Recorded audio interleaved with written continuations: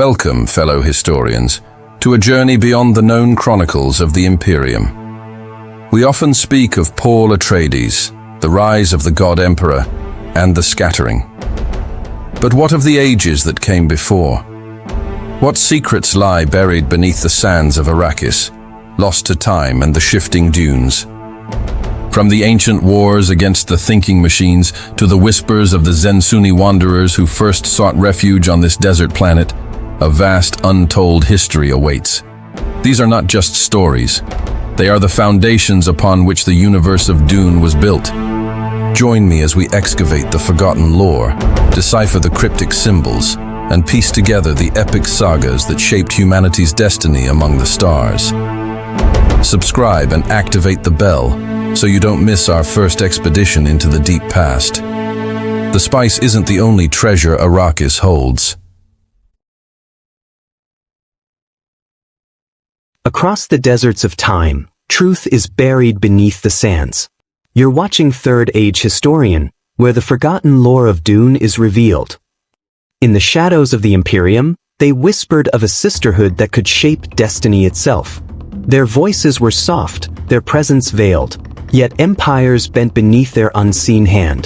They called them witches, priestesses, mothers of prophecy, but none could name the true God they served.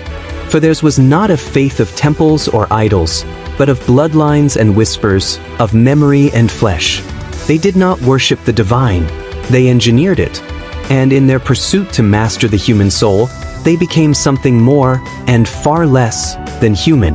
This is the secret religion of the Bene Gesserit, a faith without gods, a church without prayer, and a destiny written not in scripture, but in the genome of mankind.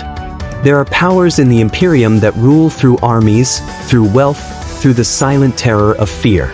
But there is another power, older, quieter, and infinitely more patient. A sisterhood that spans millennia, weaving the threads of human destiny like a tapestry no one else can see. The Bene Gesserit, a name both revered and feared. To the nobles of the Landsraad, they are counselors and consorts. To the people, they are witches, manipulators of thought and will. But behind the masks of politics lies something far older, a sacred discipline that binds every sister to a hidden purpose. Long before Paul Atreides was born, before the freemen rose from the desert, the Bene Gesserit were already preparing humanity for a transformation, one that would transcend religion, and yet use religion as its most perfect tool. They called it the Great Plan, the breeding of a mind capable of seeing all paths, of uniting past and future, of commanding destiny itself. Yet to achieve this, they hid behind ritual and prophecy, crafting belief as both shield and weapon. This was their secret religion, not of gods above, but of evolution within. Tonight, as a historian of the far future, we will descend into their mysteries. We will uncover the origins of their sisterhood, the rites that bound them, and the philosophies that turned science into faith. Because to understand the Bene Gesserit is to glimpse the very architecture of control, the dream of shaping humanity, and the nightmare that follows when that dream is fulfilled. Long before the Imperium's banners rose across the stars, before the Spacing Guild tamed the void, humanity waged its most sacred war, the Butlerian Jihad. A war not of conquest, but of liberation, the destruction of thinking machines, of minds built in metal. In that fire, humankind learned a terrible lesson. Never again would it allow intelligence without conscience, reason without soul. But the Jihad left a void. The machines were gone, yet their absence created a hunger, a need to perfect the human mind itself. Out of that need, the great schools arose, the Mentats, who replaced machine logic with human computation, the Spacing Guild, who bent time through spice, and within shadow and silence, the Bene Gesserit. The sisterhood began as a whisper, an order of women who studied the body as scripture and the mind as temple. Their creed was simple: if the machine is forbidden, then the flesh must become divine. Through pranabindu training, they mastered every nerve and muscle. Through the spice melange, they expanded awareness beyond the boundaries of time. But their true genius lay in secrecy, in how they turned knowledge into ritual and ritual into control. To the Imperium, they appeared as aides and courtiers, offering wisdom to the powerful. But behind the velvet drapery of courts and thrones, they worked toward something far greater, the selective breeding program, a design measured not in years but in centuries. They sought to breed the Kwisatz Haderach, the one who could see both ends of time, who could bridge male and female memory, and lead humanity toward its next evolution. Yet in their long wait, a faith took root, not in gods, but in purpose. They began to see themselves as the stewards of human destiny. Every birth, every death, every whisper of prophecy became part of a sacred pattern. Their hidden religion was not one of prayer, but of control, a devotion to shaping humanity itself. And so, through millennia of discipline, silence, and sacrifice, the Sisterhood forged itself into something resembling a priesthood, a church of flesh and memory. Each Reverend Mother, in undergoing the spice agony, would awaken the ancestral voices of countless women before her, an unbroken chain of memory stretching backward through time. They called it other memory, but in truth, it was their scripture, a living testament of the human soul. Through this communion of blood and memory, the Bene Gesserit found their divinity not above, but within. And in that revelation, their religion was born, hidden from the galaxy, but written into every cell of their being.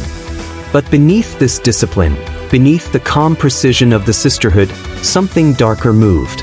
For every faith that seeks to guide humanity eventually discovers the weight of its own arrogance. The Bene Gesserit called their design the Great Plan. Yet no plan, however sacred, can contain the chaos of the human spirit. Across countless worlds, the Sisterhood scattered the seeds of belief. Through their Missionaria Protectiva, they wove mythologies into the fabric of primitive cultures, stories of chosen ones, holy mothers, and saviors yet to come. They were not prophets, but engineers of prophecy. Their goal was simple: to prepare traps of faith that could one day be used as tools of survival or manipulation. To the unknowing masses, these myths became religion. To the Bene Gesserit, they were instruments, weapons made of words. But in this act of creation, they crossed an unseen boundary. They had birthed gods, and in time, those gods would awaken. When Lady Jessica, a Bene Gesserit of noble blood, chose love over obedience and bore a son instead of a daughter, the Sisterhood's thousand-year design fractured. The boy, Paul Atreides, the unplanned child, would become the very thing they had labored to create, but not to control, the Kwisatz Haderach. He was the culmination of their breeding program, but also its heresy.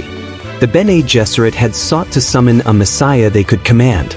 Instead, they delivered a god who commanded the galaxy.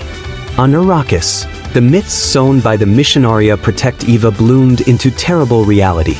The Freemen believed Paul to be their lisan al-Gaib, the voice from the outer world, and their belief gave him power beyond measure. In that moment, the Sisterhood's manipulation of faith became faith itself. The creation consumed the creator. This was their fall, though none would name it so. For in attempting to direct destiny, the Bene Gesserit had proven Herbert's cruelest truth, that belief, once born, cannot be controlled. Their hidden religion, once the quiet geometry of human evolution, became the wildfire of Jihad. Billions perished beneath banners of prophecy they had sown. And in their silence, the sisters watched their own god rise, unstoppable, inevitable, the child of their science and their sin. Thus, the Sisterhood's greatest triumph became its greatest revelation, that power over belief is power over reality itself, and that even those who claim to master faith will one day bow before it. Through the rise and ruin of empires, the Bene Gesserit endured. They adapted, they observed, they whispered into the ears of kings. But beneath the centuries of power, their secret religion remained, not a faith of prayer, but of control. And yet, in that control, they uncovered the very nature of bondage. Frank Herbert did not craft the Sisterhood as villains, nor as saints. They are a mirror, reflecting humanity's unending desire to shape its own evolution, to perfect what it fears within itself. Their creed is the worship of potential. Their God is the human mind. And their scripture is the flesh itself, mutable, programmable, sanctified by discipline. But here lies the paradox. To master humanity, they had to deny humanity. To command emotion, they suppressed it. To conquer fear, they bred it out. Their religion became an anatomy of control, a philosophy that replaced faith with certainty. And certainly, Herbert reminds us, is the enemy of truth. Through them, we glimpse an ancient warning that the moment power disguises itself as benevolence, it becomes divine in its arrogance. The Bene Gesserit believed they were preparing humanity for survival, but survival, in their design, meant obedience to their plan. They sought the God they could command, and received instead a God that commanded them. Paul Atreides, Muad'Dib, did not merely fulfill their prophecy, he exposed it. The Sisterhood's myths, their careful manipulation of belief, were revealed as fragile human constructs, powerless before true conviction. For when belief takes root in the hearts of billions, it transcends the hands that planted it. It becomes unstoppable, a storm of faith that sweeps away its architects. And yet, even in their failure, the Bene Gesserit endure. Because their faith was never external. It was never in gods or saviors. It was in the survival of the human species, in the endurance of memory, the continuity of the mind. Their hidden religion is not one of worship, but of remembrance. Every sister carries within her the lives of those who came before, an unbroken chain of consciousness. In a universe where gods rise and empires fall, that memory is their immortality. In the Bene Gesserit, we see ourselves, the thinkers, the engineers, the believers. We too build systems, ideologies, and myths, convinced that we can steer the course of civilization. But the truth Herbert leaves us with is merciless and profound. Control is the ultimate illusion. The more tightly we grip the future, the more it slips through our fingers like sand. And perhaps that is the essence of the Sisterhood's tragedy, that in seeking to perfect humanity, they only revealed its unchanging core, fear, faith, and the eternal hunger for meaning. In the end, the Bene Gesserit's religion remains a paradox, a faith without gods, a scripture without mercy. They sought to master evolution, yet became prisoners of it. They shaped belief, yet were consumed by it. And still, through the dust of millennia, their whisper endures, a thread of purpose woven through the silence of space. Their creed was never written in holy texts, but in memory, in the pulse of generations, in the echo of every mind they trained, every myth they left behind. Through them, Herbert shows us the final truth, that even in the farthest future, humanity's greatest struggle is not against gods or machines, but against itself, against the temptation to play creator. When the Sisterhood looked into the abyss of time, they saw not divinity, but reflection, the image of humankind, reaching endlessly for control over a universe that cannot be tamed. And so, as the ages turn and the empires of men fall into dust, one truth remains. The desert takes all things, even the gods we create for ourselves. Subscribe to uncover more forgotten histories of the Imperium, the myths, the faiths, and the philosophies that shaped the destiny of Dune's universe.